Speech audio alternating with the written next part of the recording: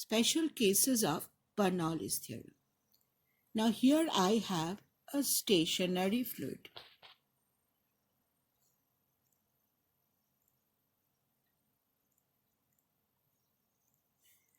This is a container containing a fluid. I have a point A which is at a distance h plus h from the ground, and another point B which is h distance from the ground.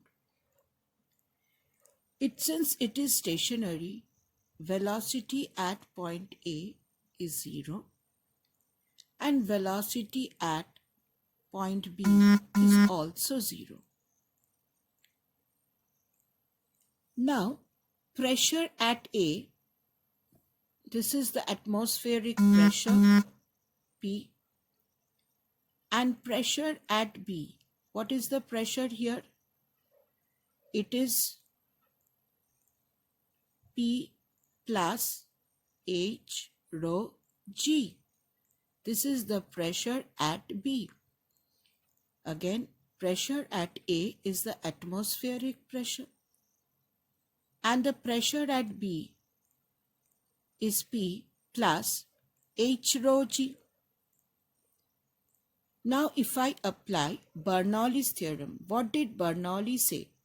Bernoulli said that at all points, pressure energy plus per unit volume plus kinetic energy per unit volume plus potential energy per unit volume should remain constant. That means if you add these three energies at A and add the three energies at B, it will remain constant. Now, applying that, at A, pressure is atmospheric pressure. The height is h plus h. The velocity is 0. At B, the pressure is a little more. I have to find out an expression for this. I have to find out an expression for h rho g. So what I take, since we have learned that before, suppose I don't know this as h rho g. So what is the pressure here? I am taking it as small p. So pressure is p plus small p, height is h, velocity is 0.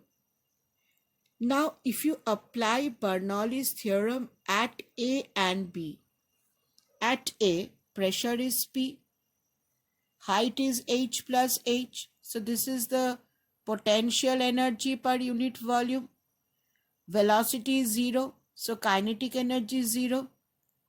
At B, the pressure is P plus P. I want to find out an expression for this term, which will come out to be h rho g. I have taken it as small p. At B, the height is h, so it is h rho g. Velocity is 0, so kinetic energy is 0. Now, if you cancel, children, this p will cancel. H rho g will cancel. So what are you left with? Small p equal to h rho g. So this is what we know. This is coming from Bernoulli's theorem that at a depth h, pressure of a liquid becomes h rho g times greater. So if you go down a depth h, pressure becomes h rho g. Velocity of efflux, Torricelli's theorem. Here you have a liquid. Now, here is an outlet and the liquid is moving out with a velocity v. Pressure at A is the atmospheric pressure P.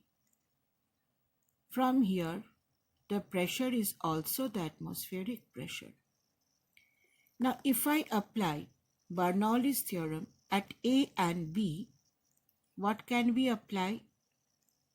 P plus half rho v square is 0 at A, The liquid is coming down slowly at a velocity is almost zero, plus potential energy is rho g h plus h at A, that is equal to pressure at B, which is also open to the atmosphere, so pressure is P, plus half rho V square. The liquid is moving out with a velocity V, height is h, rho g h. Now if you solve, pressure cancels from both the sides. Rho g h cancels from both the sides. So what you have, half rho v square is equal to rho g h. Now rho cancels.